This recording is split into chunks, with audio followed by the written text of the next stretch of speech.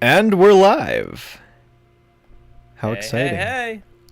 hey. Hey everyone, how's it going? Welcome to the very second award show audit. Oh yes, the very second. Mm-hmm. The Would this one be the first annual? I mean, well, actually, I guess I the first guess we annual should 'cause say it's weekly, but it's weekly, just like, yeah. is it? I mean, shows say first annual to describe the first one, but is it really annual if it's the first thing that's happened? Like, I guess it's a promise that they're going to be back next year, but they might not be. Yeah, if anything else, it's a promise that you you pretty much have to commit to at that point. Hmm. How is our audio, everyone? How are we doing? Yes. Can you guys hear both of us? Yes, please let me know if I need to turn one of us up or down and I will do that. Or maybe I won't, I don't know, it depends on my mood. All right, then. Just kidding. Shadow's feeling spicy tonight. You review all of Powerpuff Girls 2016, and then suddenly you get cocky. Well, I've done every episode. I mean, I feel invincible at this point. Those are pretty big, round, boot-like objects to fill. Lower my volume? know. I will lower my volume then. All right. Okay, how about now? Let me know if I'm still too loud. We'll talk a little bit. Yeah, we're just let people come in here, and then we'll announce the nominees for this year, the year of 2019. What a year it was. What happened in 2019? It was quite a year. Well, it was a COVID, lot happier. COVID. Yeah.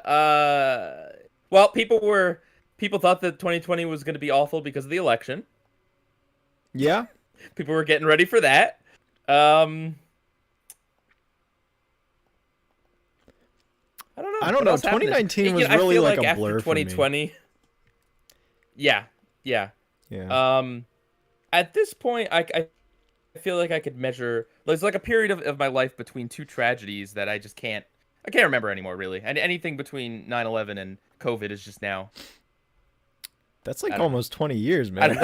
That's a big gap of time. That's like most of your life. Dang. Well, yeah. I'm gonna be honest, all right. though, like, just to end on this tangent really quick. I actually barely have any memory of 2020 just because all of it has blended together to where I feel like I've made a whopping like 6 memories. It's just all the same thing. Yeah. So I'm glad, like, even if it was such a long time, at the very least, I have so few memories that, like, it's not that much to really talk. But yeah, anyways. All right, well, now, Shadow, someone's been saying, turn me up a little bit. Turn pie up, I will turn But yeah, pie up. now that we've talked about worldwide tragedies, the best way to start the award show. Let's talk about some cartoons. Yay! Shadow Streak, what were the nominees for the 2019 half-hour animated outstanding Emmy? Emmy, yes. Okay, so the 2019 nominations are as follows. Adventure Time, Come Along With Me. Series finale. Big Mouth, everyone's favorite show, The Planned Parenthood Show. Yep. Bob's Burgers, Just One of the Boys for Now. Yeah. Bojack Horseman, Free Churro. And boy, could I go for one of those. And last but not least, The Simpsons, what a surprise, Mad About the Toy. So those are the 5 nominations. Every year. Okay. Except for 2014. Every year except 2014. You're right. You're right. I can't wait for that year. Unless you consider Futurama The Simpsons, which, kind of. Yeah. Yes. Alrighty. Okay.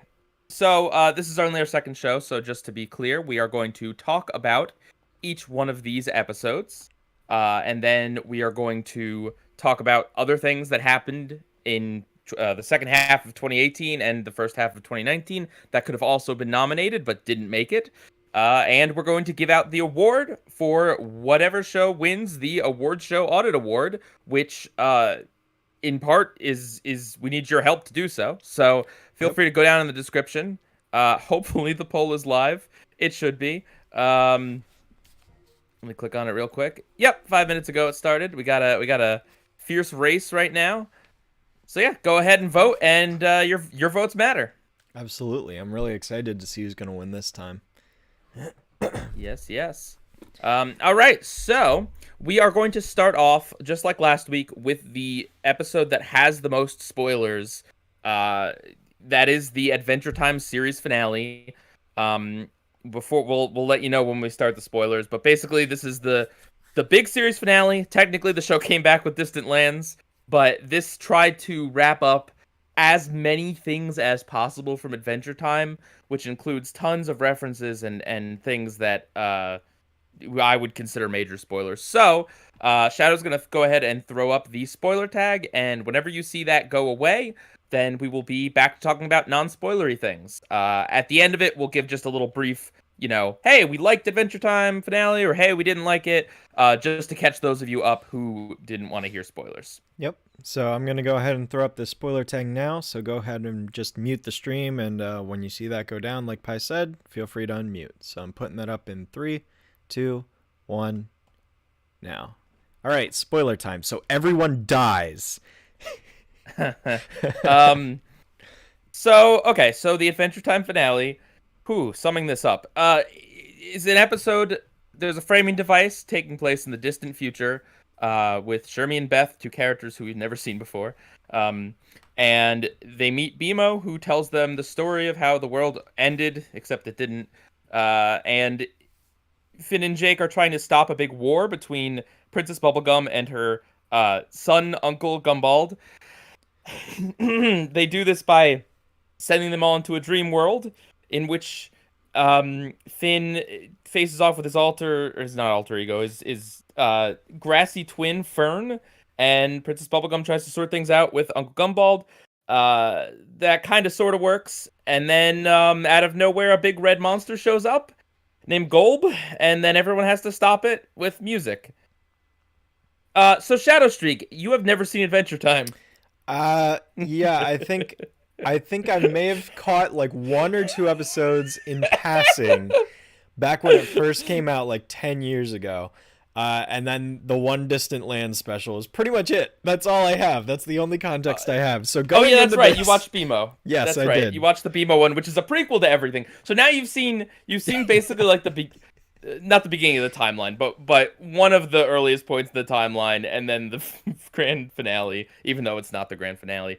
Yeah, I read the first page of the book and the last page, and that's all I got. There's a lot going on here. Like, just right off the bat, there's a lot to take in with this special, and I don't really know how much, like, so you say those 2 characters at the beginning that are like the framing device, they have never appeared in the series before that moment? No, one of them is Jake's grandkid. Okay.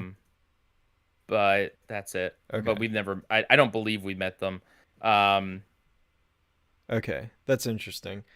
I think the use of a frame story is kind of a good way to look at a finale, though. Like I've always kind of enjoyed that take on making it so you're put in the events of what happened, or the aftermath of what happened, and then you're kind of looking back.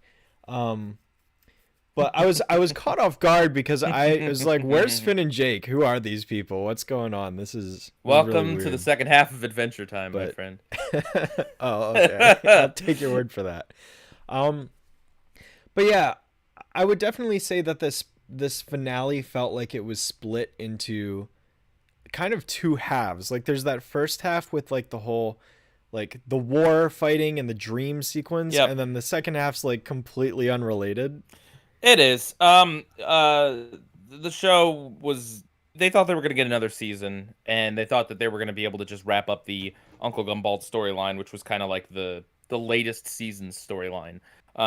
They thought they were going to have separate time to do that, and then they didn't, because Cartoon Network kind of unceremoniously was just like, yeah, that's enough Adventure Time. So yeah, it is. And honestly, I think that's the biggest knock on this whole thing. is just the fact that the Uncle Gumball stuff is not it's not that interesting in the grand scheme of things. If they had resolved that in an 11-minute episode, if they cut the dream part of this episode and just put it in the previous episode, and then made this whole 40 minutes be about Golb, I think that would have been much better. But it is what it is. And I mean, Adventure Time's an 11-minute cartoon, so looking at it like basically 4 11-minute episodes that are tied together is kind of one way to look at it. So yeah, Adventure Time has never been nominated for a half-hour Emmy before this. I'm sure it was nominated in other categories, but it is very possible that for a lot, maybe many Emmy voters, this was their introduction to Adventure Time.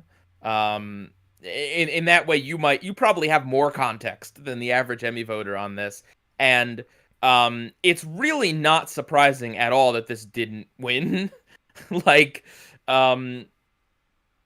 because it even more so than like the Bojack episode we watched last week, this episode relies on you knowing a lot of things, and a lot of the humor and mythos of Adventure Time is kind of surprise and randomness. But when you don't even have a context of what is a story element being followed up on and what is something that is supposed to be out of left field, I feel like a lot of that was probably lost on you. Yeah, I would definitely say that. I felt like there was a lot of pieces to this puzzle that I was just straight up missing. And I'm certain that had I seen at least the entire season, I would have a better picture of what was going on. So, I mean, I wouldn't say I was outright, like, disinterested or, like, I didn't not like it, but I definitely felt like there was a lot of gaps that I just couldn't really fill in.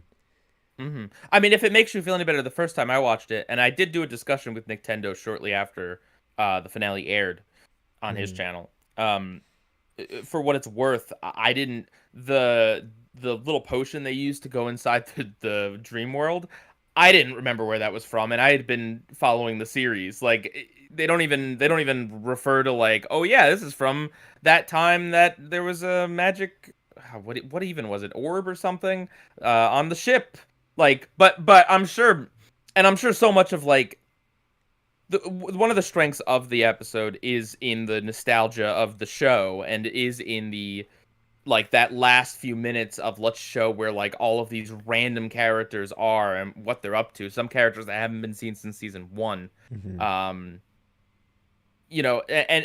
for those reasons, and especially the song, I feel there's a lot I like about this, or at least what I like about this finale, I like a lot. Like, I like a lot. But the things that I don't think work, or feel jumbled or whatever, it's just, unfortunately, it isn't really the finale that I think everyone would have wanted for the show. One of the biggest problems, in my opinion, is there isn't much time of Finn and Jake hanging out. You mentioned, like, where's Finn and Jake? And it's true that even throughout this whole thing, Finn really doesn't do much of anything. The dream sequence, it's not really, it's like the dream world or whatever, is where Finn is the most active and gets to do things. But if you track the rest of it, I mean, he spends the first, he's not in the opening with Shermie and Beth. And then he's just kind of nagging Princess Bubblegum, like, hey, don't go to war. War's bad, you guys. And then they do the dream stuff. And then for the second half of it, he really doesn't do anything. He doesn't do anything until he I gets guess they trapped. get trapped inside the thing. Yeah, but even then he can't do anything. He is powerless to do anything. In fact, he's not even included in the big huge music number with every character because he's trapped inside.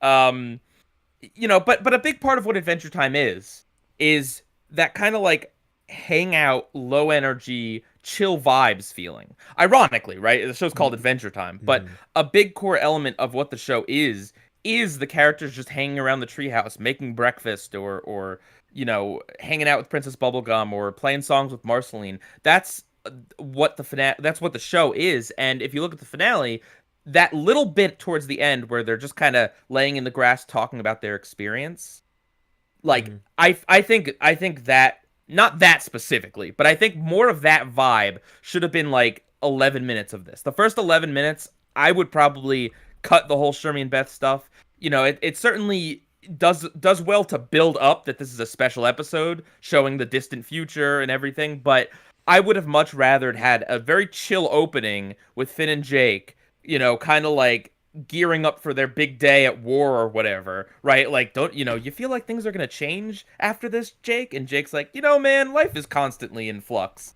That sort of thing. Those discussions, those hangout feelings, that was very much missing from this finale because they had to kind of really push everything in there at once. And yeah, I mean, other things, Golb, who is the super ultimate evil villain, this dude is referenced in 3 other episodes, and seen very, very briefly once.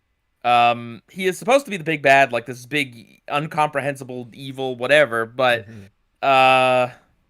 yeah. It didn't seem very, it was very ineffective, I don't know, like...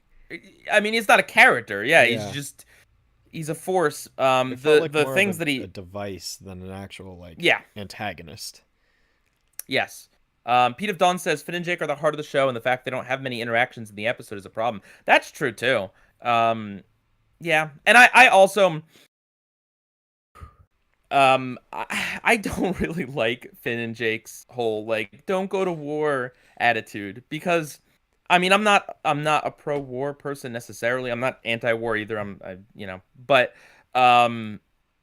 within the show, they've even had episodes where they talk about how pacifism in this crazy mixed up world of where there's all sorts of monsters and threats doesn't work and doesn't make sense. You know, when there's all sorts of threats, not going to war, like, and especially because I don't know if you caught it. The moment goes by really fast, and it's not explained well, I don't think. But after Princess Bubblegum and Uncle Gumball come to an understanding, he was still going to spray her with the dum-dum juice. It's lobotomy juice, basically. Turns intelligent people into, you know, dum-dums. He was still going to do that to her, even after Finn's plan. The only reason why Finn was correct in the end is because someone else on Gumball's side tripped him up and saw, you know, hey, this is probably a better way of doing things. If that didn't happen, Princess Bubblegum would have been lobotomized, and I don't know what would have happened to Finn and Jake and everyone else. So good job, Finn. Good job, you know, not fighting the fight. Yeah. I mean, like, it's true.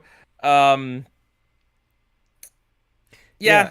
In terms of the special, like, as a whole, I definitely agree that I feel like there was just, it felt like it was a little rushed, and I can totally see how, you know, especially with that second half, how the show had assumed that it would get more episodes than it did, and just kind of tack that on.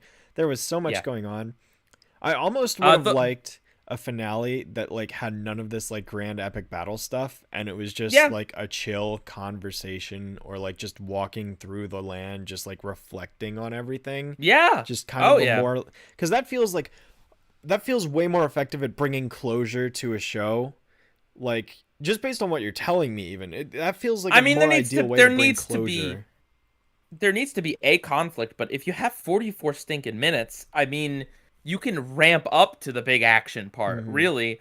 Like I said, I think they could have resolved Gumball in the previous... In fact, the previous episode, it's about Gumball and Finn trying to get him to call off his troops. Honestly, they could have just changed it and just made him call off the troops, and they would have had the full 40 to do whatever they wanted. But I don't know at what point the crew found out that it wasn't getting more seasons. Someone asked in the comments, the Lich is in the episode, but only in Finn's fear vault. So only the abstract representation. Also the whatever his name is, the baby Lich is in the episode. I don't know. So it's a complicated episode to talk about. It's just got a lot going on, but what I want to focus on is the song at the end, and song written by Rebecca Sugar. Interestingly, the finale of Adventure Time had music as a relevant plot point, where the finale of Steven Universe did not. Interesting, right? Yeah. But But Rebecca Sugar came back to write that song. She was a writer on Adventure Time, storyboard artist, and she after she left to go work on Steven Universe, she came back twice to write songs. And I think really, if you had to pinpoint one part of this episode that's just the best, it's the song. It's you can have whatever feelings you want about music killing the big bad guy. I don't know that that's good writing, but what I can say is that the song itself, being a song about how time doesn't really exist, like this illusion of holding on to something forever, you can hold on to everything forever because everything happened. There's always a fixed point in time with which this is happening. And as long as you can remember that, as long as other people remember that, then it's still happening, essentially. Mm-hmm. I've listened to the song many times, but that's what the song is saying, is that, if you were to be able to look at all your memories, if you look at the whole timeline like pictures on a wall, you can see that everything is still there. Nothing has changed just because the future has gone on. And I think that's a really powerful thing. I don't know that I'd ever really kind of thought about that feeling. If you've ever had, I don't know, thinking about Bojack, but if you've ever had fears that maybe, this is it, right? This is your life, and this is it. Once it's done, it's done, and you worry about wasting your time or wasting your life or that, whatever. I think the song is a good, I don't know, it's a good way to feel like that's not the case. It's a good way to feel that, yes, it is possible.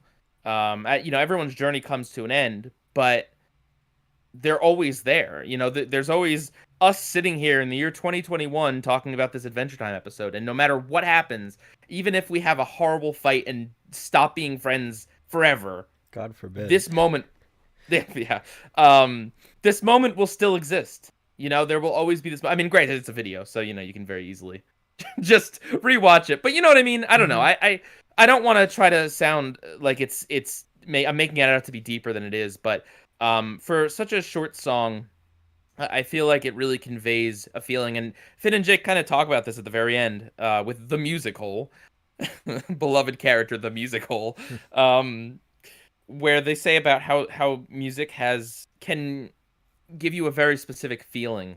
And yeah, so that song always hits me very, very hard. Yeah, I don't know. I mean, did you have any feelings hearing it for the first time? Yeah, I thought it was very it was a very standout moment. It kind of broke me away from the confusion of everything that was building up to it, and I just kind of like let that sink in, and I agree with everything you say, wholeheartedly. It's absolutely true. And going off the whole idea of like music creating a feeling, there's a reason why people say music is kind of a universal language, because it essentially has the ability to make you feel something without necessarily saying anything, just not even lyrics, but just sound in general. And that kind of goes back to how this evil entity was defeated by harmony. I mean, they mention that the harmony is the opposite. This is not of the My chaos. Little Pony, Shadow. Calm down. I know. It's not My Little Pony. I didn't say discord. I said chaos. This is different. Oh, excuse me. But yeah, no, it's true. Like, I actually, maybe it's lame, but I think that's a clever way to kind of like, how do you fight chaos? Harmony, the opposites. I think that makes sense. I didn't have an issue with that, so I'm surprised to hear that other people do. But well, I mean, it's, see, I don't have that big a problem with it, but it is hokey, right? Like it's like the power of love, basically. Yeah. It can work, certainly, but it's always just kind of like, oh, this is how we're doing this, all right. But I mean, it kind of goes hand in hand with the fact that Golb is not really much of a character. Yep. So you need a quick fix solution, because we don't know anything about it, so we don't know what its weaknesses are. Other standout moments, I liked the very end, of course. Without knowing anything about these characters, was that montage entertaining? Yeah. Yeah, I thought it was visually stimulating. And that song is the song that played at the end of every Adventure Time episode. It's the credits song. And that's the title of the episode as well. Come along with me. But but it's always glorious to hear it in full, because when you hear it on the show, it awkwardly cuts off by the stupid Frederator, Yeah. because 11-minute show, so like 12-second credit sequence. Mm-hmm. One other standout moment for me. This is just something that I just personally enjoy about animation. There's a big one that we do need to talk about too, but yeah. During the whole dream world sequence, one of my favorite things about animation is the ability for shapes to take on new shapes, and the way that the characters could melt and morph, and objects would turn into other objects. I'm a sucker for that sort of thing. Like I always love that stuff. Whether it's like, I don't know, Goodbye Moon Men, Rick and Morty, like there's another example. I just love that sort of stuff, and like the fact that they did take advantage of the fact that it's like, hey, we're animated, we're gonna do some cool stuff, and they absolutely do. Like I love the part where Princess Bubblegum just like completely morphs into this like tiny version of herself, I guess, or whatever. And then where the uncle dude like melts into the giant mush, like I don't know, just stuff like that's just so like pleasing for me. It's just a personal like thing I love about animation, so like that was like a standout moment for me. Adventure Time is always big into surrealism. There's it's like either 2 or 3 other episodes that do this, basically the same thing, where they go into like this dream world, and one of them is one of my favorite episodes. But yeah, no, I mean, I enjoy that part of this episode. There's a lot to it, and there's a lot to it if you know what the characters' histories are and where everything comes from. But even without, I think it is an entertaining sequence. And like, I don't know. See, if I was in some ways, I mean, I think this is worthy of being nominated, right? I think this is worthy of making it to the finals, because Adventure Time is a very unique show, and not a lot of things qualify for in the half-hour category. I guess the other miniseries might, but Adventure Time is a very special show, and even if you don't know anything about it, just the dream, the fantasy elements, the song, I think these are things that are worthy. I just, as an overall package, if you don't know much about the show, you're gonna be confused, and if you do know a lot about the show, it is also gonna leave you with some like feelings. But the other thing, there was a pretty groundbreaking moment for children's animation, and that is the first kiss between a lumpy person and a lemon. Yeah. That's man.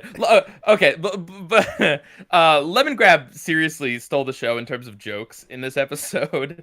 The first thing, that maybe the first joke in the episode, because it starts off real serious, but the moment where a Gumball like throws a lemon on the ground and shoots it, and Lemon Grab writes a little note to Princess Bubblegum that's just like, "Please unmake me." Yeah. That got me. Yeah. And then Lemon Grab kissing LSP and her face shriveling up. Yeah, those are good moments. But okay, no. Princess Bubblegum and Marceline kissing on screen. They were teased as being in a relationship for a very long time, and it's easy enough to forget because we just had a special which was literally all about their relationship.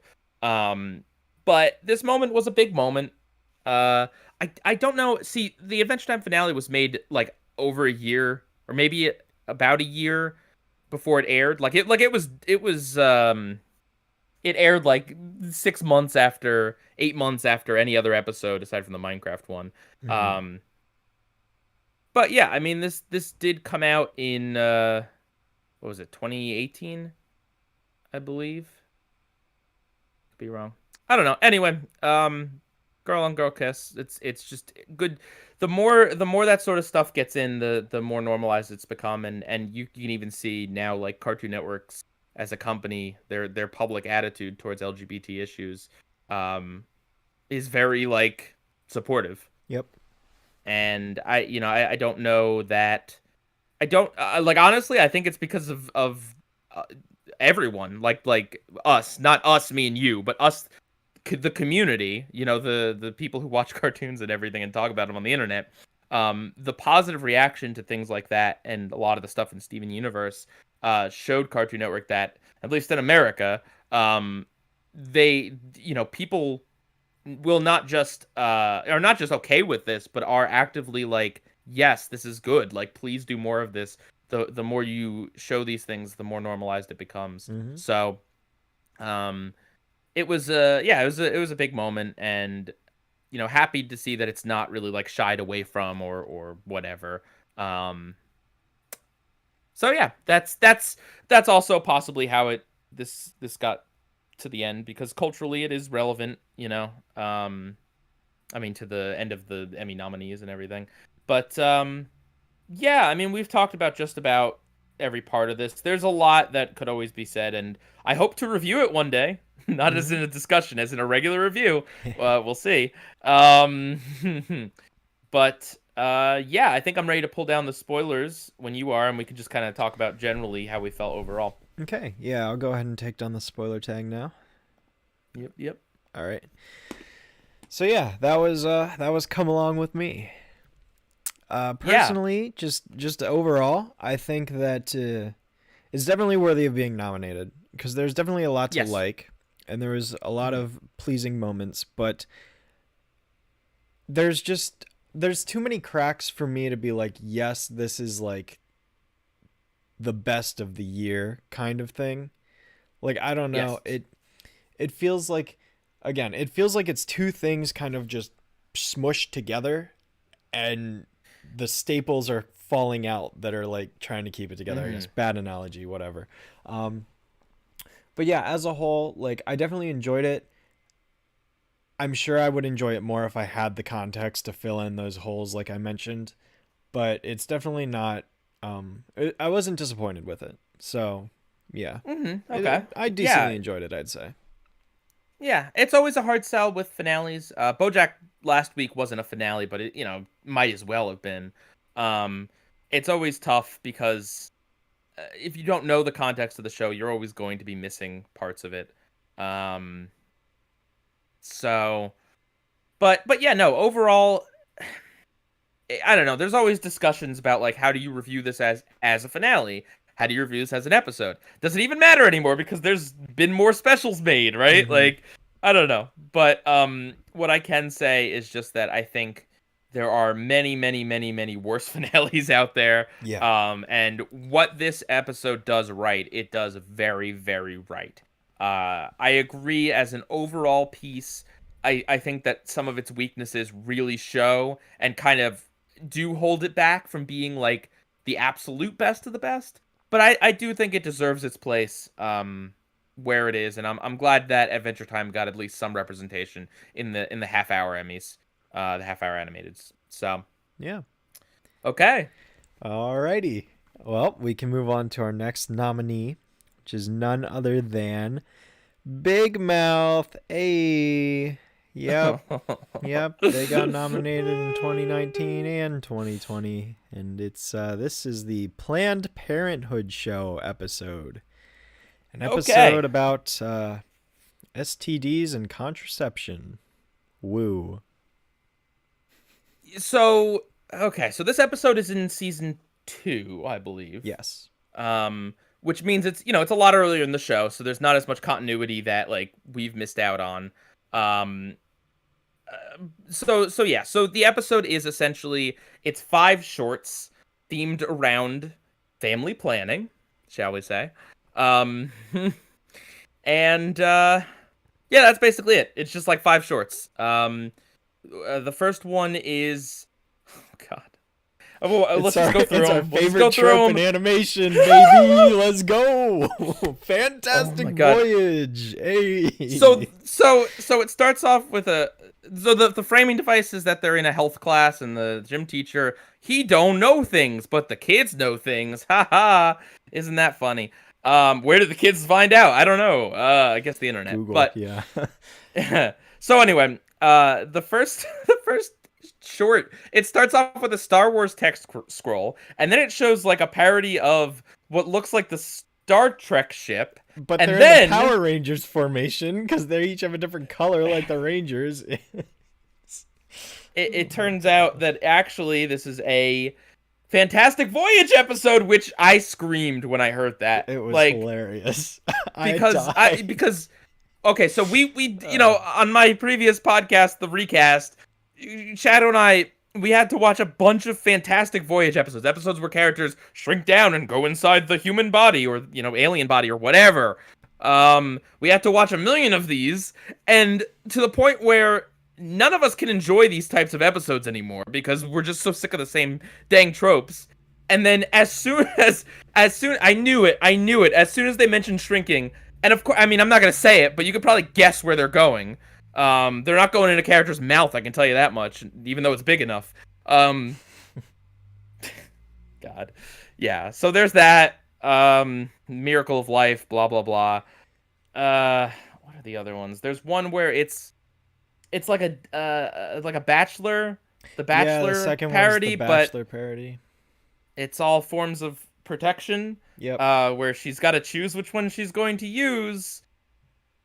Yay. Yeah, that's the whole joke. Honestly, that entire sequence is just it's a parody of The Bachelor. And then she picks one, and then her mom shows up for whatever reason, says, no, you're choosing these. So it's like, I don't know. It's just so weird, and I could not enjoy any of this. Like, I'm just going to come out and say it. I think this whole episode's terrible. It's so bad. There's another one where it's like, I assume one of the kids' parents. It's a weird transition. It just suddenly we're like with them. Yes. And it just kind of shows the story of how they met. What's the other ones? The one is... right. There's the big one. I guess the big one. The one that's the screen grab right there, which is basically whatever his name is. I don't know. The one that's not named Nick. Yeah. I don't know. He believes that he has contracted a fictitious disease. And it turns into like a horror movie where he's like bleeding blue slime and everything, and everyone is trying to like get him because he has this now, and it's like a zombie apocalypse.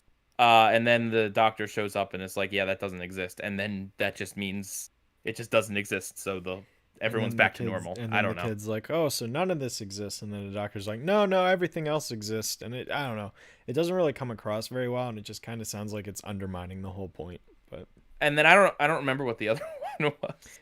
There was one where we followed the one mom, and then I said that one. Oh, then yeah. I thought you were talking about the one with his dad, the other kid's dad. No, that's right. There's another. Oh, that's right. We get two stories of how their parents met, two different characters' parents. I don't know. It's confusing, but we haven't seen the rest of the show, so I'm not gonna dock it for that. I assume if you watch the show, you know who these characters are. But there's a lot of characters on this show. To be fair, so yes, Philip, I agree. This one is more interesting than last week's Big Mouth. Okay. So last week, people, I didn't know this about Big Mouth, but the chat, you guys told us that Big Mouth got a lot of really rave reviews from professional critics.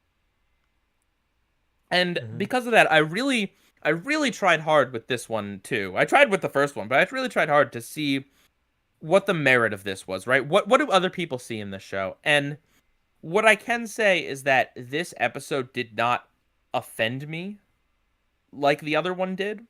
This episode, I wasn't entertained by it. However, I can see what the show's trying to do. This episode is trying to be a little bit educational. A little bit. It's hard to tell, like, what is educational and what's not, because the show makes jokes constantly, or attempts to make jokes constantly. So it's hard to know, like, is that a serious statistic, or is that something they're just saying for jokes? Don't know. But I can see what they were trying to do. There are some things in there, like the fake disease is something that on the internet has circulated. People in the past had kids had thought that they had gotten this through however. But so I can at least see how there are parts of this that could be informative to a young audience. And that these are topics that if this show can help normalize discussion about family planning, about serious discussions you need to, or serious issues you need to be aware of when growing up, and being with your partner and all of this stuff, then I think that makes it better than last week's episode. I didn't enjoy this, and I didn't think it was funny. And I think that the sketches were really all over the place and kind of random. But again, I see what this episode was going for a lot more than the musical. The musical was disjointed in the fact that they had a lot of storylines that didn't really get resolved or tied together very well. That episode also tried to take a very, very serious issue and put it into the Big Mouth world, which was very uncomfortable and disturbing. This one talks about some serious stuff, but not that serious, and it's not these like I felt the sort of things that they were trying to talk about was within this show's lane. Like I wasn't with the last one. I'm like, why does this show exist? This is disgusting. This is disturbing. How could anyone watch this and not feel ill after having watched it? This one, I'm like, okay, this is a raunchy comedy show for teenagers, and teenagers might have learned something from this, so cool. Yeah, I mean, like you said, you don't have to agree with me, Shadow. You don't have to agree. No, I the only thing I agree with you on is, like, I think it's good that it's being talked about. I think that these conversations and topics are definitely something that need to be normalized, and it's very important for assuming that this show's demographic is for young teens who are like learning about this stuff. I'm sure it's rated MA. Yeah, but the target audience is teenagers. I'm pretty certain. Mm-hmm. And making them aware of these sorts of concepts and ideas is definitely important, and I definitely I respect that. However, I found this episode to be an utter mess, to where it just didn't feel like it was really trying to say anything. It ultimately felt like a bunch of ideas just slapped together, none of which were really thought out. It is, but at least they're separate shorts. There is a structure to the episode in that at least they're shorts. The transitions between them are kind of confusing sometimes. Yeah, I mean, that's the thing, though. Is like there's a structure in the... I don't even know if I'd use the word structure. I would just say it's a sizzle reel because, like you said, it starts in a classroom, but then like halfway through we just leave and we follow this kid going to his father's appointment. And then we're suddenly warped to some house somewhere that has nothing to do with anything else we've seen. And then we just end in the classroom. And it's like, there's no... I agree. There's no But the show's not... Mm-hmm. I don't know. I just... I understand that the point of the episode isn't about the frame story. But it's just the fact that it's like... Frame stories are still important because they tie everything together. At least in the case of the Adventure Time episode previously, the frame story was... the after effects of what actually happened. And it tied into it gave us the idea of there is a future after Adventure Time. Where could that go? Where do these characters go? It served a purpose, kind of just giving you hope for maybe we can return to these characters someday or something. Not that Big Mouth needs to have a continuity based frame story. I don't but it think just it's felt that serious, dude. I just don't. I don't think they care. I don't think they care either. But I think that the frame story, the framing device as a whole, was just all over the place and terrible. I really wasn't interested in 3 out of 5 of these. I think as much as I hate to say it, I think the Fantastic Voyage was probably the best one. Honestly, I mean, it had the nicest visuals. Oh, and Nathan Fillion. He's in this episode because on top of being a Star Wars, Star Trek, Fantastic Voyage parody, I don't know, Firefly. Yep. I don't know why, but they're in space, so Firefly. Yeah, he's just they got actual Nathan Fillion to voice his character. They also make fun of him. They say that all his shows get canceled. Here's the other thing. The fact that 2 of these stories are focused on these parents, I'm not saying that kids can't relate and can't connect to that, but I don't think that's the most effective way of showing the consequences the way that they had done it.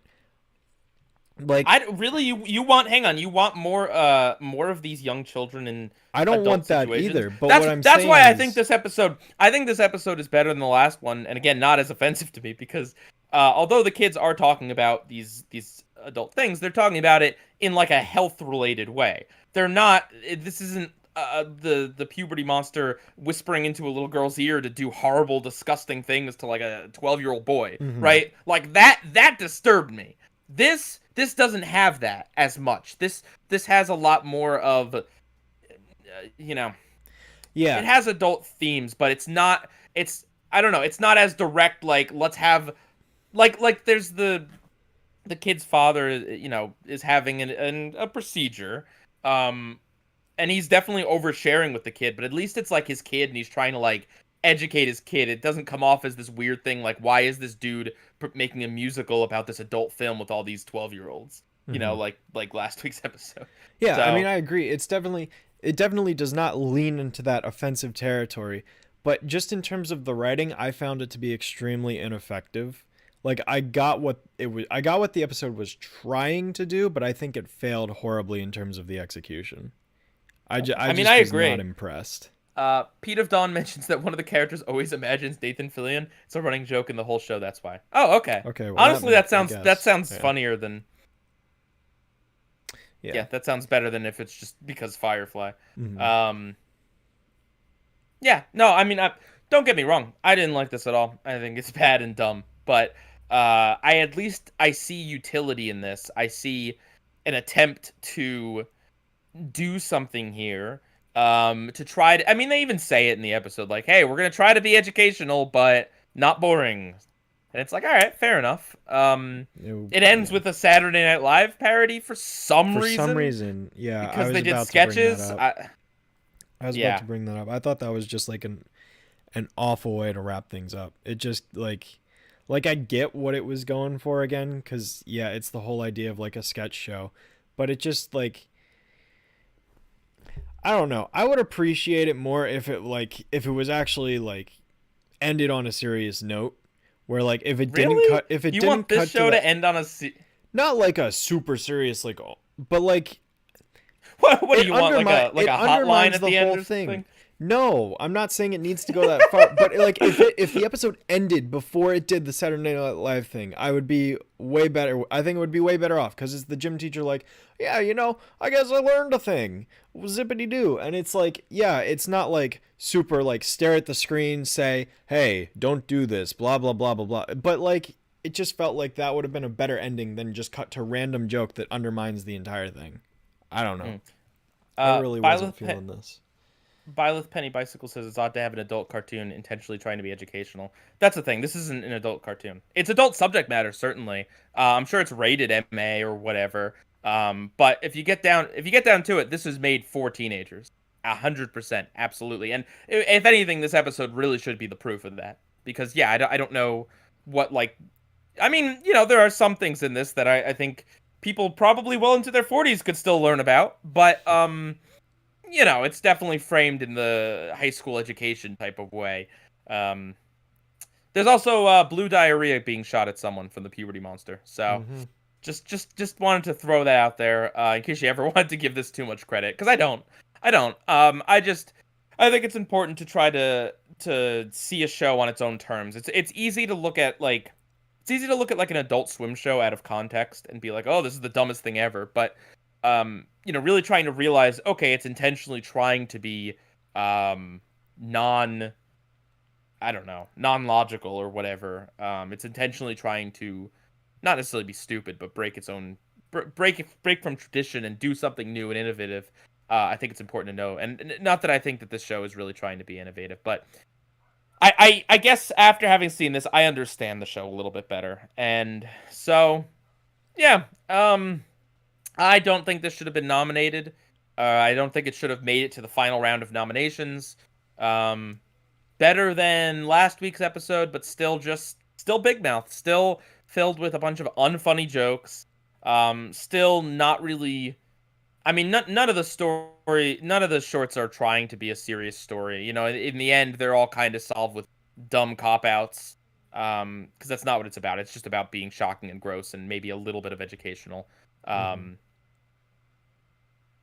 But yeah, and I mean, there were times when I was like, is that true? Like, is that a true fact, or is that just like just something they're making up for jokes? And that's never good, right? When you're trying to be like educational, you never want your audience to be like, wait a minute, true. And especially coming from this show, because it's so outrageous that it's like, yeah. And I mean, I don't know. Like, if I had to pick, I do think that the fake disease one is the best of the shorts, just because yes, it ends with a cop out, but I kind of think that's a good lesson about don't just believe dumb rumors like on the internet or going around. Like, actually do your research and find out what is real and what isn't. I also kind of thought it was funny when she said that isn't real, and he's like, "Oh, okay, so no diseases are real. I'm immune. I'm great." And she's like, "No, you have things to worry about. Don't worry." I thought that was actually a decent joke. So yeah, despite it having blue diarrhea, I actually thought that was the best one. I will politely disagree, but that's fair. What did you think was the best one? Like I said, I honestly think the Fantastic Voyage one was the best one. Oh God, I'm serious. Right. I'm serious. But yeah, no, all right. I really don't have much more to say about this one. I was not impressed at all on its bottom tier animation for me. So let's just go ahead and never move talk on to the about next Big one. Mouth ever again. Unless it gets nominated for 2021. Oh, it probably will, because Bojack's not around anymore, right? And come on, Kipo. Rick and Morty. Come on, Kipo. Pull through. Rick and Morty didn't do anything. Please, Kipo. Please. Yeah. All right. Oh boy. All right. Next up, Bob's Burgers. Just one of the boys for now. Okay, so this is an episode where one of the pop groups lost a member, so there's a big audition with a bunch of boys, and Tina has a run-in with one of the boys that she thinks is her soulmate. Her family thinks she's just boy crazy, and she goes to the auditions disguised as a boy, because no girls are allowed, and proceeds to fall in love with like every boy she comes into contact with, and then admits that she is boy crazy. Yep. And Jean's Annie wig finally gets some use. And the rest of the family takes care of a baby rat. Yeah. That happens too. Yeah. So I'll say right off the bat that while I didn't think this episode was necessarily bad, I wasn't very engaged in it much at all. I think it was a step down from last week's episode. Undoubtedly. Agreed. It's yeah, I don't know. I find it to be a very dry show. I guess dry would be the best word I can really use to describe it, where it's just kind of bland. And that's it. There's the word. But it doesn't like offend me or anything. It's just like, yeah, it's like a saltine cracker. Like, I can eat a saltine cracker and be like, yeah, it's a cracker. It's fine. It's not hurting me, but I could definitely be eating something tastier. See, this is what I was trying to get at with my Big Bob's Burgers speech, is just that, yeah, I mean, it's like peak Fox animated, family sitcom. And when I say peak, I don't mean peak as in like the highest of the high. I mean, like, this is a show that will not offend anyone. This is a show that, if you can become attached to the characters, right? They're decently likable characters, and except for Louise. People love her. I do not. She gets away with everything. But yeah, no, it's pleasant. The characters have banter, and sometimes it can be amusing. And people like the songs. And surprise, this is a musical episode. There's like 5 songs in it. Every time she falls in love with a boy, she imagines this very strange song, different songs. But yeah, that's the thing with Bob's Burgers is that it's like when I say like people are like offended, and it's just like, it's not a bad show. It's just bland. It's like there are, you can do anything in animation, and you're doing this, really? Like, come on. Give me something more interesting. Yeah, it's like the animation's like very stagnant. Like, there's not a lot going on. It's mostly just the characters standing or sitting around and talking. And it's like, what? Like, this could be a live action show. Like, other than the musical sequences, this could have been a live action episode of something. It's probably 100%. A cheap show to make. Yeah. To be honest. I mean, compared to other animated shows.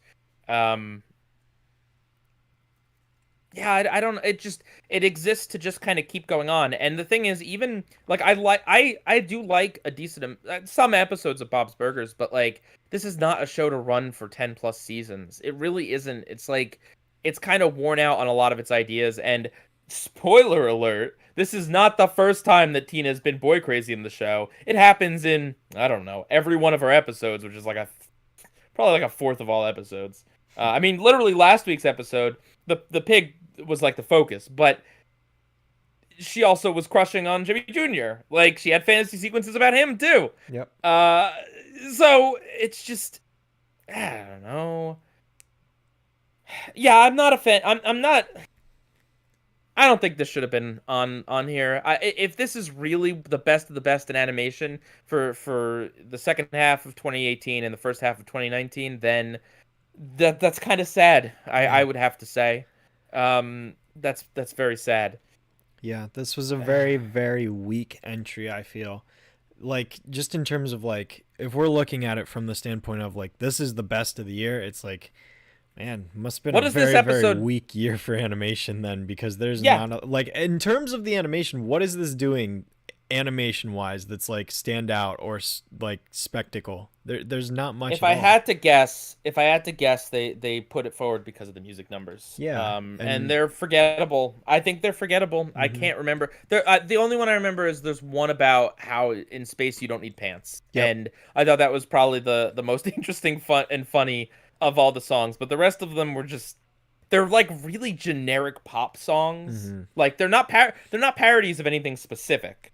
They're just like, here's a generic pop background beat with them singing about something mundane, you know, or whatever. There's another one where she's like a frenemy at work. Yeah, I was about to bring up the rival one where they're like working at a business and they disagree. Love the way I hate you, hate the way I love you. Exactly. Yeah, that one was okay too, but it's just like, to be honest, I mean, I'm pretty easy to please when it comes to music numbers. You heard me raving about Adventure Times. And Adventure Times is fantastic, but like, I like a lot of music numbers. You know, it takes a lot for me to not like one in an animated cartoon. And I wouldn't say I hated them, but I got really sick of them by the fifth one. But by the end of the episode, there's like 5 songs, and it's just like, wow, we're still doing this? Really? Yeah, that's the reaction I had. I was kind of like, okay, I get it. We can get a move on. Let's wrap this up. Yeah. A guy named Crystal says, I find it interesting that shows like Family Guy's fan reception got more divided as the show got raunchier, but Bob's Burgers reception got more divided as it got more and more safe. And that's a good point. I mean, it's easy to forget, but the show, as mentioned last week, began as a show about cannibals, and the first episode is about the health inspector thinks that they're cannibals. They aren't, but you know, which is not super edgy by any means, but it's more interesting. It's actually similar to this one because it's the same health inspector dude with the rat. There's like a baby rat, and for some sitcom reason they have to keep it in the kitchen. I don't know why they didn't just go put it in their house, because they had to keep plugging in the heater or whatever. I don't know. It was cute, like. The rat with the baby rat was cute, but it didn't really feel like a storyline that needed to be there. Yeah. It was just kind of like filler, honestly. Yeah. I don't know. Yeah. There's really not a lot to say about this one. No. What I can tell you is one of Jake's kids on Adventure Time is also voiced by Dan Muntz, who voices Tina. And Lumpy Space Princess is also played by a male, just like Tina is a girl played by a boy. There's some fun facts for you. Also, Louise, Kristen Shaw, plays another one of Jake's kids. But they didn't get Gene to play a third one. Aww. They should have gotten H. John Benjamin to play one of his kids. Hi, Jake. I'm your son.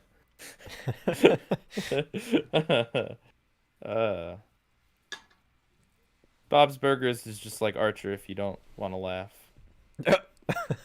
Dang. Okay. That's a hot take. Archer's a lot funnier though, and actually both shows are very like talky shows.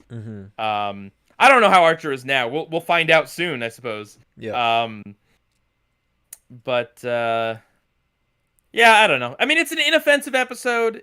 You know, I'm sure there are many teenagers who can relate to being boy or girl crazy.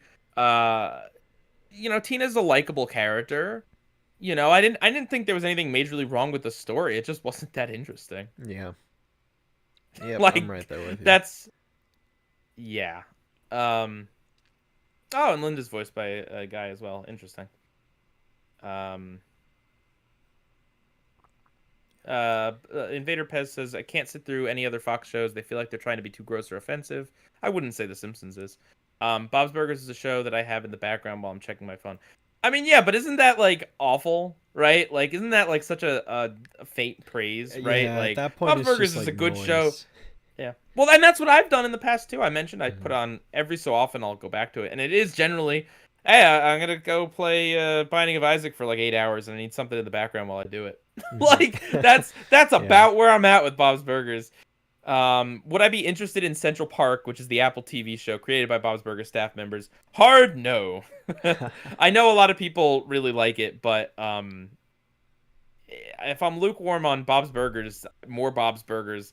Listen, it didn't work with Rick and Morty, and I liked Rick and Morty. Okay, you can have your off-brand of a very popular show made by the same dang people on your streaming service to try to draw people in, and it won't work. All right, Well, it won't work for me it's funny anyway. you say that. Not to like completely divert, but you're the only person I've met who's like outright like not like Solar Opposites. But anyone else I've spoke to, they're like, yeah, it's kind of good.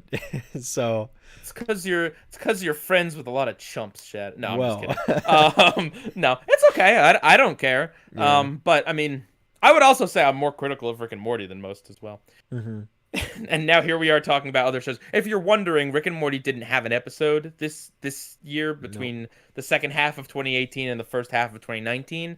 That's why it wasn't nominated. Yep. Probably. It was Anyway. on hiatus. Yep, because Rick and Morty takes like 8 years to make, apparently. Yeah. Alrighty. Well, I guess we can move Yep, on to move the on. next one. All right. Yep. Next up, we got Bojack Horseman, free churro. This episode Yep. is not about a free churro, but It is. But there is a free churro mentioned. Okay, before we move on, I just want to remind everyone that link to voting, the first link in the description there, you can vote on which one of these shows you believe is deserving of the award show Audit Award. It's actually pretty close right now between Adventure Time and Bojack. Maybe if we talk about Bojack, people will be influenced. Do you So, think... wait, hang on. So there is spoilers, but I don't know. Throw up the spoiler Okay, thing, that's I what guess. I was going to ask you. It's not. There's one very specific spoiler. If you watched through last week's episode of us talking about it, you've already found out. So doesn't matter. But if you are very sensitive to spoilers, there is one very major one. So we might as well throw it up Okay. there. Yep, Yeah. I'll throw it up. Yeah. Okay. So So this episode is this is an episode where Bojack is giving a eulogy at his mother's funeral. And I tell you what, when the episode was called Free Churro, that was probably one of the last things I expected this episode to be about. So, yeah. yeah. Well, that's the point. I don't. If you actually look at the Netflix descriptions for BoJack episodes, they are wonderfully vague. They do a really good job at I was trying to read like The View from Halfway Down is something like BoJack attends a dinner with some old friends or something like that. You know what I mean? Like it's wonderful, wonderfully vague. So okay, yes, Free Churro is basically every year on BoJack they try to do something a little different, and this is the episode where it is all talking. It is very intentionally wall to wall talking. The cold open is in the car between Bojack and his father, his real one this time.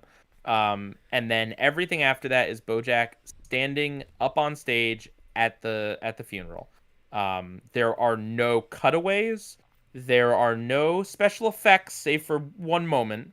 There's a sound guy, and there's no other characters. There's no other characters in this episode aside from Bojack, his dad, and I guess his kind of. This is the horse from Horse and Around. Yeah, so Shadow Streak, you did not. I didn't tell you that this was what this episode was. What did you think, and when did you realize that was this whole episode? I would say I realized it about like maybe 6 or 7 minutes into the speech. I'd say about a third of the way through I was like, yeah, this is the whole episode, isn't it? Yep. Can I just say if an episode of a TV show can engage and enthrall you with nothing except for words and like a few shot choices, there's not nothing on screen. It's not a black screen. There are very intentional shot choices. Bojack makes faces, like it's not just like one shot the whole time. That would be god awful. But if this episode can like win you over, right? If you're entertained by this, I think I don't know. I think that this deserves like the highest award of anything. This is peak writing at its finest. I will say that right off the bat because, like as you just said, the fact that this is an episode where the camera is completely stationary except for one moment, and it's literally just a character, an animated character speaking at a podium. The fact that it's able to engage you like that is like, it's just fascinating. Like, yes. Can I just say there's so much to say about such a simple episode that it's like it's hard to even figure out where to start. Well, can I just say that at this point you're not gonna like you haven't met the other 4 main characters of the show. You heard Diane's voice at the end of the other episode, but between this and the view from halfway down, you have no idea what like 80% of the cast is up to. Like, that's the thing. I mean, you've been a little bit spoiled on Bojack's journey himself, but like, you have no idea. You don't even know who Todd is. No. You don't even know. I don't. I really don't. Yeah. Oh man. So okay. So animation's a visual medium. We were just kind of poking fun at Bob's Burgers, and I think that it's okay when it comes to telling stories and making media. There are rules. There are rules to everything. There are writing rules. There are directing rules. There are rules that you don't break unless you are specifically trying to break that rule for a very specific reason.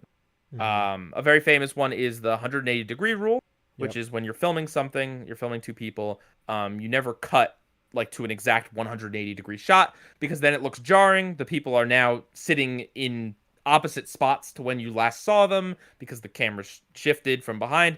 It looks bad. It looks jarring. Don't do it unless you're intentionally trying to show, hey, something just changed in the scene, right? There's like a big power dynamic shift, and you want to exemplify it in the cinematography by bam, smash cutting to exactly 180 degrees the other way.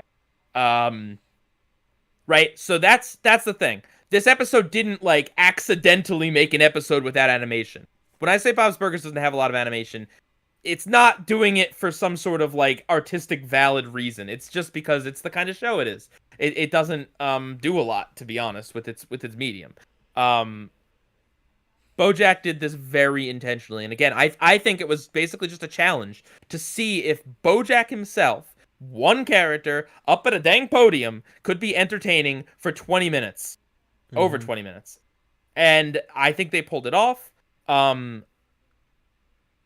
think it was an absolute success. This was the most entertaining eulogy I've ever attended. And here's the thing, you don't know this, Shadow, but the entire previous season before this is about Bojack's mom. She's a main character in the season before this. So, I mean, it's an entertaining, amazing episode regardless, but once you kind of know more about her story and journey and everything, and it's my favorite season. Season 4, I think, is what it is. But, this episode gets even better. Yeah.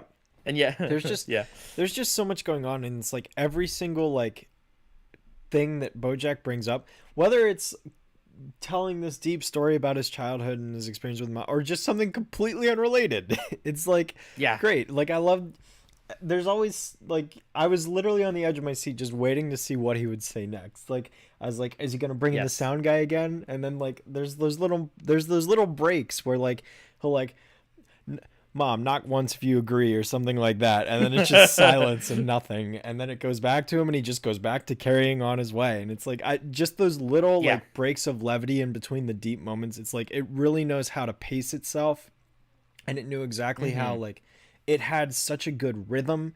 The timing of every joke was perfect. It broke up the serious moments where you could definitely tell that you know Bojack's the fact that Bojack's all over the place is showing how much his emotions like are really scrambled up with like what's going on, because it's like there's moments where he's like I hate my mother, she was awful, and then there's these other moments where it's like maybe just for this moment she seriously was like acknowledging me, and then he's like that ICU reveal. Oh my gosh. Yes. I didn't even think of that. I did not see that coming. Yep. And then when he had that realization, that was like, I had that same exact aha moment. I'm like, oh my God. It's beautiful. It really is. Yeah. And I mean, I can say, when I originally watched this episode a few years ago, I hadn't really had like a major death in my life. And, since then I have had multiple back to back. And, yeah, I mean, I don't know. It really, I don't know. I think that the intention of this episode, it's not just that they wanted to like challenge what could an animated show be or whatever. I think it's also that like Bojack alone up there giving the speech is essentially how you feel when your loved ones, or not so loved ones, when people in your life have died, because it is now a one person act, right? Any further discussion or evaluation of your relationship or anything else now has to 100% be carried by you. You will never get any more information unless you get information from like a third party source. You know what I mean? Like, and so I think that's kind of the point of the episode, is just that like this is just it's an episode of Bojack processing. It's essentially he's in therapy, but he's not in therapy because he's too proud for that. But and just Bojack working through all his feelings. And again, the previous season really kind of goes through the ups and downs of Beatrice Horseman and who she is and why she is that way. And if she had a bad childhood and she had an awful life, is that is that an excuse, right? Or like, do you feel better? Does Bojack feel better knowing this, that she was a victim of circumstance or whatever? Like, does that change anything? Not, or maybe not at all. That whole season examines a lot of it. It examines, cycles of abuse, and to kind of, this is an epilogue to that whole season, and it's crazy. It's really good. This is the first time she's obviously alive in the previous season, but she's not left in a great state, shall I say. But it's not necessarily implied that she's going to die. Like, I don't know. I guess it is implied she's going to die soon, but it wasn't necessarily obvious that they were going to do an episode where like her funeral happened, because this is like halfway into the next season.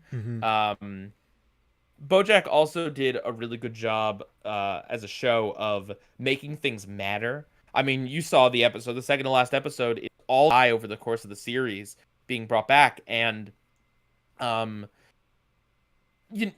it remembers things. It remembers things that Bojack has done, right? It doesn't forget the awful things he's done.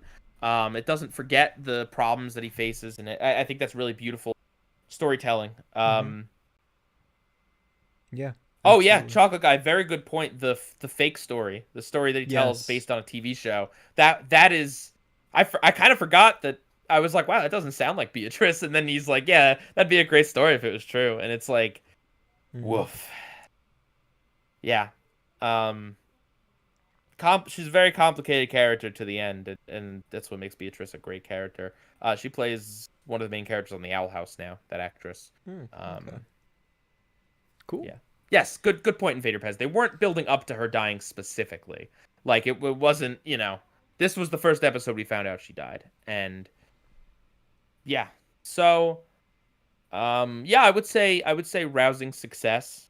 I would say bold. I would say really bold in its decision to do this. And I don't think they had to do this. I don't believe this was like a, oh well, you got to do. We can only pay one voice actor this season, so we got to have one episode where it's just Bojack, it's just Will Arnett. I can't believe that this. Could you just imagine if Will Arnett recorded the lines for this and Big Mouth like at the same time, right? Oh my gosh. He went right from like a long speech about how his mother never loved him and maybe we're all just sinking and all this other stuff to, oh, I just had diarrhea, blue diarrhea. Did you see that? Mm-hmm. Like could you imagine? What mood whiplash. Yeah. Yeah. Good point, Lord Edge. In the previous episode, Bojack does say TV is a visual medium. Foreshadowing. Yeah. Yeah, no, Yep. I definitely agree. I think that this is not a textbook case, but a great example of taking a risk and it paying off and it being worth it. Yeah. Because this is definitely a standout episode, like by and large. I can't think of any other show that has a character just standing and talking the entire episode, and it just for like that alone, like I said, this is the award show Audit. Yeah, well, there you go. We're not even animated though, so we're even more low budget. So wait, what you're saying is we're even more experimental, Bojack. Yeah, there you go. Yeah, but yeah, honestly though, like I said, this is peak writing. This is writing at its finest. This really shows, like, if you have a passionate crew writing for a passionate character, they can make even the most dreadful situation fascinating. And this, like, hang on. Well, Arnett's not in Big Mouth. Did you lie to me, Shadow? You told me that he was on the show. I could have sworn that he. Shadow voiced the told me Hormone this, monster. so blame him. I could have sworn that was him. Are you serious? Then the person doing the Hormone monster sounds exactly like Will Arnett. They're saying it's Nick Kroll. Yeah, Dang. so all right. thank you guys. You've restored my faith in Will Arnett. I mean, he was still in that weird squirrel movie or whatever it was not too long ago, but like, I think he's better than Big Mouth. I'm looking this up. I just have to know. Thank you guys. Thank you guys. I'm so sorry. I honestly believe that it was him because it sounds exactly like him. No one corrected me last week when I said it. No one did, no. But yeah, no. Yeah. I'm checking the thing right here now, and yeah, Nick Kroll voices the Hormone. It sounds exactly like him. Like, please, like, at least people in the chat, at least tell me that I'm not crazy for thinking that, right? Like, it sounds exactly like him. You even asked me when we were watching, is that Will Arnett? So don't even tell me that you weren't convinced. It sounds exactly like him. We're professional here. So if we ever need a Bojack knockoff show, that when we can't get Will Arnett, we know who to call. God, no thank you. Just kidding. Whew. Okay, yeah. All right, you can take down the spoiler tag now, I think. Okay. Spoiler tag gone. So for anyone who was muted, we just learned that the Hormone monster is not voiced by Will Arnett. Yeah, thanks, Shadow. Oh boy. I'm sorry. So yeah, so this episode is very bold. Does something very experimental, and I think pulls it off. And the fact that it can captivate someone who doesn't know much about the series, I think that speaks volumes. I think that this does definitely deserve to make it to the end and of the Emmys, and like. This is exactly what I'm talking about. Where, like, honestly, I think all the nominees should be not necessarily this experimental, but like up there, like this. Yes. I will admit, like, we're still trying to kind of figure out what we consider to be like Emmy worthy or whatever. But I will also say, if it is just a very good episode, I think it's also worthy, right? Like I would kind of hope that the thing that wins does something special in some way. But I'm cool if yeah. Wait, some people think that he is mocking Will Arnett because he was married to Nick Kroll's ex Amy Poehler. Interesting. That would not surprise me. Huh. Okay. Oh yeah, the reveal at the end. I won't say what it is because we took away the spoiler tag. But of this episode of BoJack, it's a dumb joke. It's a dumb joke. But the thing about BoJack is that it earns these dumb jokes because there's so much seriousness and so much like real interesting discussion beforehand that when they pull out the whole like, 90s sitcom joke book, it makes it so dang funny. It's like undercutting discussions about like what happens when we die with like, wowza, like that's a knock once if you can hear me, mom. Like oh man, it's good stuff. It's Yeah. good stuff. Yeah, I thought it was hysterical. I thought that was the perfect way to end it. Yes. So yeah, I agree wholeheartedly. All right, let's move on to the last one. Alrighty, last but not least, we have nominee number 5, The Simpsons, Mad About the Toy. Grandpa has a flashback when seeing Army Man toys, and it's revealed that he was the model for the plastic Army Man toys. And also that the photographer that was shooting him kissed him, which caused him to get the guy fired accidentally. And Grandpa's been repressing his feelings about this for a long time, and then decided to go find this dude and apologize for maybe ruining his life. Yep. This is so. This episode's I want to say it's a trip, but I realize it's a terrible pun, so I don't want to say that, but I did now. I will be completely honest. There is exactly one thing that makes this episode like even remotely interesting. Yep. And I've been watching some modern Simpsons lately, and it's forgettable in a lot of ways. It's but the thing is that this episode tackles not just homosexuality, but just basically like elderly gay panic, towards gay people. This episode, I don't necessarily want to say covers that, but touches on that. The fact that it's Grandpa interacting with a gay guy is very interesting. The Simpsons has done a number of gay-centric episodes, and we'll talk about one of them in a long time from now.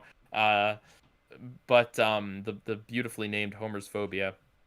But since The Simpsons has done this in a number of ways, they kind of needed to find a new angle, and I wish this episode actually tackled the issue.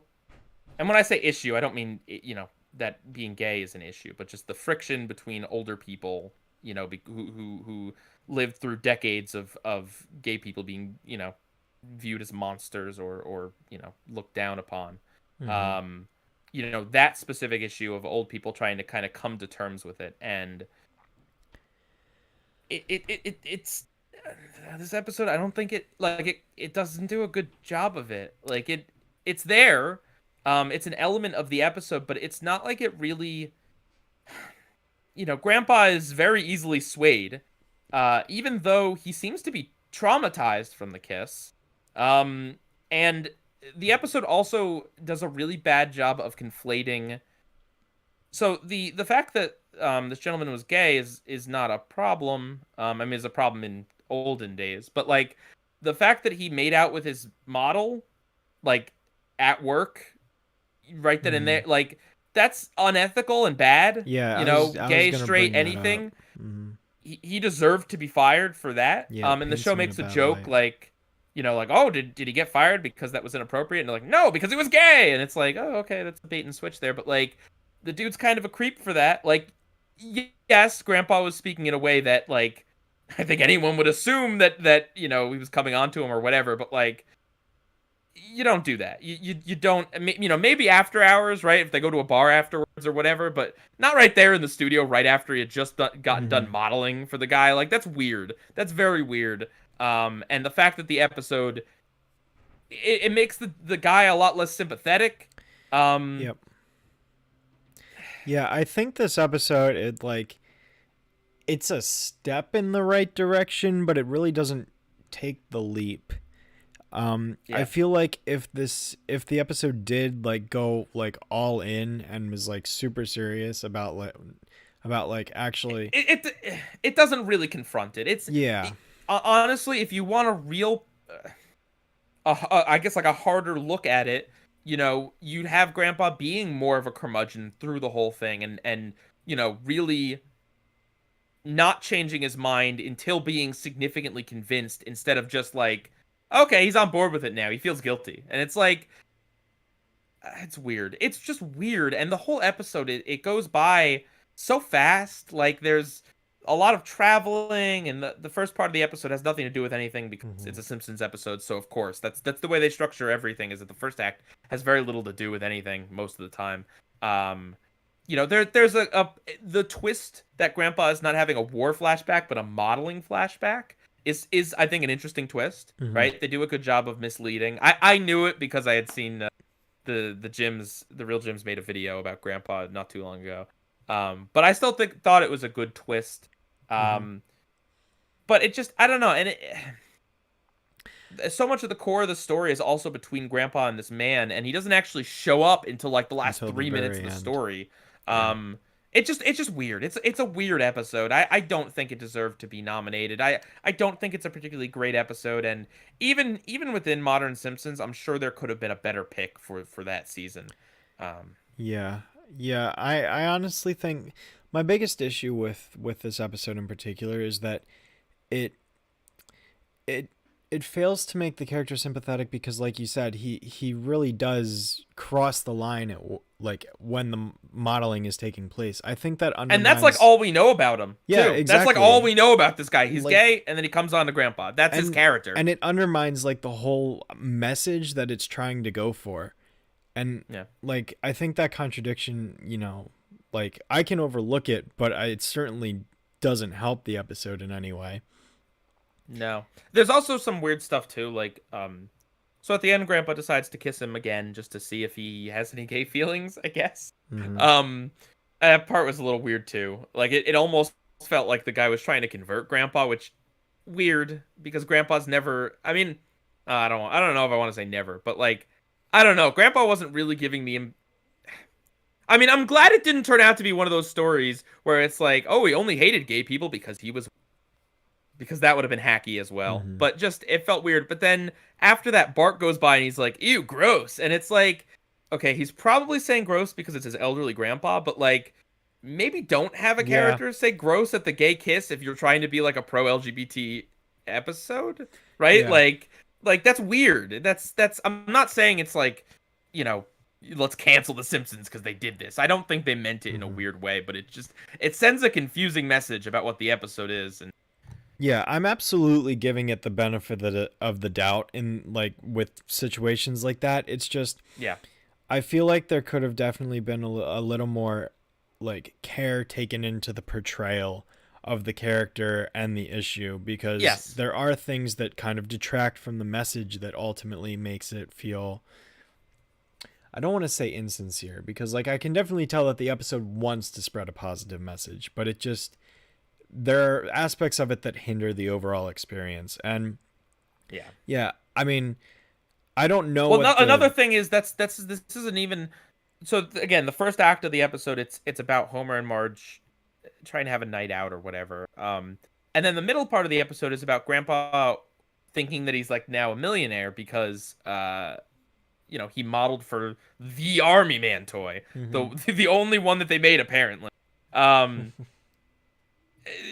so like a long part of the episode is they go to New York and they're like, hey, do we get this? And they're like, no, you didn't sign your waiver, so you don't get money. And that's not how that works. If he didn't sign his waiver, they couldn't have used the dang toy. Like, like what? That doesn't make any sense, but okay. And then it's like, oh yeah, that was the dude that I kissed. Yeah, okay, let's go make up with him. It's like, what is this episode about? And that's the problem with a lot of modern Simpsons, is that it doesn't know what it's about, and it really just tries to fill up an episode with like three almost unrelated acts, and you just don't care by the third one because they've switched so many times. No, I think there was a good idea in here. I think maybe making the character that Grandpa had kissed be an actual member of Springfield that we actually already knew and cared about in some way maybe might have helped. I don't know. I think definitely greater care to the gay guy's character would have been a lot better. You know. And I think a little bit more realistic portrayal of Grandpa being a little bit more hard-headed until he has a eureka moment, or until he's properly convinced, instead of he gives in too easily for the famously grumpy Grandpa Simpson. Mm-hmm.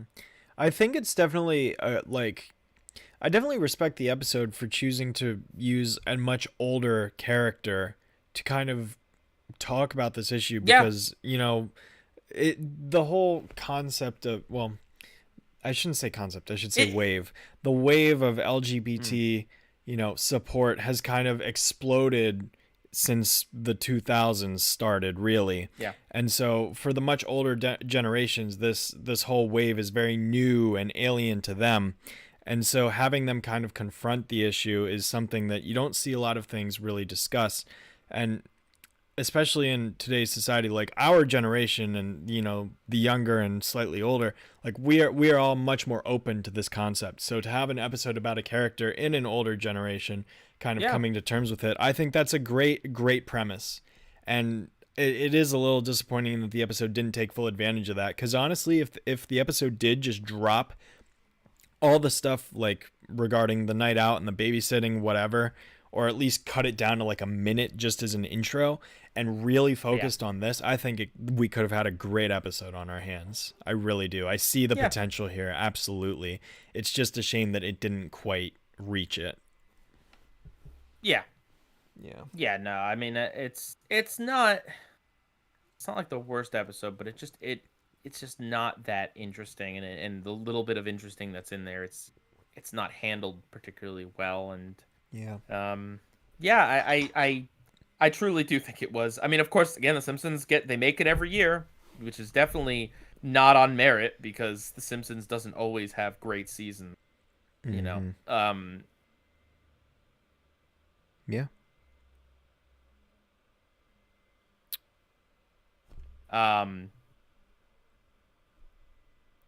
But yeah, like, this is sad that this got put on there. I think I think that maybe it's just there always has to be a Simpsons episode, right? And this one tackled a progressive issue, so it doesn't matter if it tackled it well. Let's just put it on there. Let's vote for it. Like, it's like, come on, that's hacky. That's hacky. That's not good.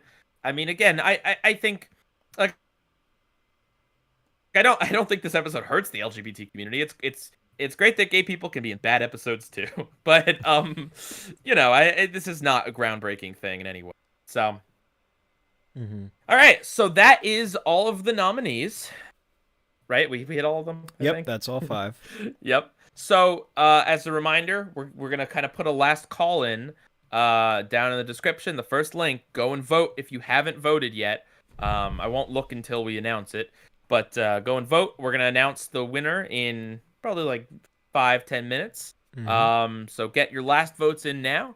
And while you're doing that, Shadow and I are going to talk about other episodes that came out in this eligible period that could have been nominated instead of Big Mouth or the Simpsons episode or Bob's Burgers.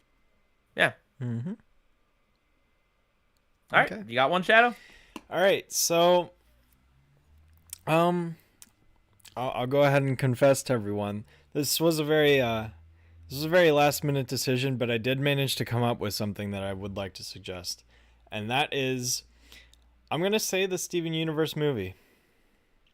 Okay. I'm actually, I really did think about this, especially while we were doing the show too. And I really enjoyed the Steven Universe movie. I thought, especially as a musical, it's probably the most standout, like, animated musical, especially of the year. Like, I can actually recite the songs for that, unlike the Bob's Burgers episode or the Big Mouth one from last week or anything like that. Like, the songs definitely stick with you. I think it's a great like post regular series finale movie, and I know it ties into Future a little bit, even though I haven't seen Future yet. I really do enjoy the Steven Universe movie. I've seen it, like, gosh, I don't know, 3 more times since we talked about it on the recast, and I love Spinell as a character. I think Spinell's great. I think just so you know, someone in the chat, this category is for it's usually for half hour, but it's 30 minutes or more. Basically, that's why the title. Yeah, that's for why the title the I had to Time episode was nominated. Correct. It's half hour or more. I just put that in the title because it's kind of wordy. Yeah. But yes, I don't. Would it be eligible since it's a movie and not a TV show? I'm not really entirely sure. It's a TV movie. Well, like, there was one year that a Justice League movie got on there, like an animated. So it's kind of flexible. So not too dissimilar. What I would say is the Steven Universe episode either, well, I would say personally Reunited. So this came out in July of 2018, so just barely squeaking in. And it did get nominated for Outstanding Short Form Animation for some reason, even though it's a half-hour episode. But I really liked Reunited. I thought it was a fantastic half-hour special. It's probably my favorite episode of the entire series. I like the song. The gay wedding is certainly a lot more influential and meaningful to Simpsons than this episode. And then also, of course, Change Your Mind, the big finale. Yeah. Which I don't know if I'd say. I guess it definitely is better standalone than the Adventure Time finale, I would say. Like, if I had to put forth an episode to people who hadn't really seen the show, I would probably say Change Your Mind would be better than the Adventure Time finale for them to understand. But yeah. All right, Toon J in the chat's utterly wrecking me. Apparently, the Steven Universe movie came out after the deadline, so that answer is not valid. Nope. Darn, I did not. I got my time frame wrong there. What else came out that time then? I'm trying to think. Steven Universe was the only cartoon. That's it. That was the only one, man. It's the only show. Oh, man. Oh, dear. I don't know. Some Teen Titans Go episode. I'll suggest that. Why not? Oh my God. Well, Teen Titans Go was Night not. Begins to Shine count? Nostalgia is not a substitute for an actual story. It was nominated in the 11 minutes. Just so you know. Okay. The Teen Titans Go episode. So. Well, I'm thinking Night Begins to Shine. That would qualify if it came out. Nope, that was 2017. Darn. Oh man. Good job, buddy. This is what I get for not coming prepared. Yeah. Oh well. Yeah, next week we'll be more prepared with that. But yeah, I mean there definitely were other shows that existed, I'm pretty sure. I think. No, that wouldn't qualify either. Never mind. Anyone in chat have any suggestions before we go to the winner? Yeah, feel free to name them in the chat, because yeah, the rules are wonky because again, it's like Reunited was nominated for for short form animated program, and you might be thinking, well, the show itself is short form, right? It's an 11-minute show, even if this was some special two-parter. But to that I say Adventure Time. we just talked about Adventure, so I don't know. There are no rules. They make stuff up every year. I mean, no, the Emmys are all award shows are trusted institutions. 100%. Yes, absolutely. Yep. I'm trying to think what other shows. I don't know. It's hard because it's this weird like half of one year. That's half the thing. Other. That time frame just like throws me off. It does. Some shows have like half their season eligible. Yep. Bojack Horseman, the showstopper. That's another very good one. I think they were right in nominating Free Churro though, because I think it's a more experimental one. Ryan's saying Phoenix Rises from Big City Greens and really loud music from the Loud House. Fair enough. All right, guys. Shall we announce the winner? Yeah, let's go for it. All right, and the winner of the second weekly award show audit is Bojack Horseman Free Churro. Hey. Woo! Hey, 2 weeks in a row. That was my pick as well. That is my pick as well. Yeah, we didn't give our picks first, but we can give it now. I think it was pretty obvious. Yeah, 100%. The only one that could even come close is Adventure Time, but if we're talking about a BoJack episode that captivated me from start to finish, and an Adventure Time episode that does some things really good, and the song is really fantastic, but also has some parts that aren't super great, I'm gonna go with BoJack all the way. I'm gonna go with the episode that's solid from start to finish. I really don't have any complaints with the episode. Every time I started to feel like maybe I was getting a bored of of just Bojack standing up there, they cut to a different angle. Bojack switches topics. Like there are so many little tricks in there that make it just worthy. That make it worthy of your attention. And yeah. So yeah, we had 304 votes. Thank you for everyone who voted. In second place was so Bojack won with 48%. In second place was Adventure Time Come Along With Me with 42%. In third place was The Simpsons Mad About the Toy with 4%. And then tied for fifth place with 3%, Big Mouth and Bob's Burgers. So as many people like Bob's Burgers as Big Mouth. And that says a lot. Anyone who didn't vote, please go vote for Bob's Burgers so Big Mouth can be at the bottom by itself. Thank you. Yeah. Oh, and so before we leave you, the actual winner of the Emmy was The Simpsons Mad About the Toy. Mm-hmm. Which I it's really ridiculous. can't agree with that. It's ridiculous. I really can't. No, it's if they're. I don't want to say that like this is 100%. People looked at an episode, they saw that it had like a pro LGBT message, and just signed off on it and said, yeah, no, that's the best of the year. I don't want to say that because I don't know that that's true, but it definitely feels like that's what happened because this is not a great episode of television. It's not a great LGBT episode, and it's just not a great episode in general. I don't know. I really don't. I get why Adventure Time didn't win. It is very foreign. If you don't watch a lot of Adventure Time, there's a lot of things you won't get. If you don't watch children's animation in general, it might be off-putting or just different, right? But to not pick Bojack is a crime. Honestly, really, it hurts because it's a show that tries so hard and does so many things, and it's not ever complacent in mediocrity, like The Simpsons quite honestly is a lot of the time. It's a show that really swings for the fences, and I think more often than not hits a home run. So Bojack, you got snubbed. It's funny, he does mention the Emmys again in this one. I feel like they mention the Emmys in episodes they want to nominate for. So yeah, so the Bojack won in our award show, and that's what matters. So thank you guys for voting. Thank you guys for picking this, and yeah. Anything else, Shadow, before we announce next week's? No, not that I can really think of. I pretty much agree with everything you said. I think Bojack, there's no competition for me, and yeah, Bojack deserved it 100%. And it's funny because this is the second week in a row where my ranking of the episodes matches the poll results pretty much exactly. I just put Bob's Burgers above Big Mouth, but otherwise, yeah, I agree with the poll 100%. So I put, I don't know where I'd rank those bottom. Well, I put Big Mouth at the bottom. Yeah.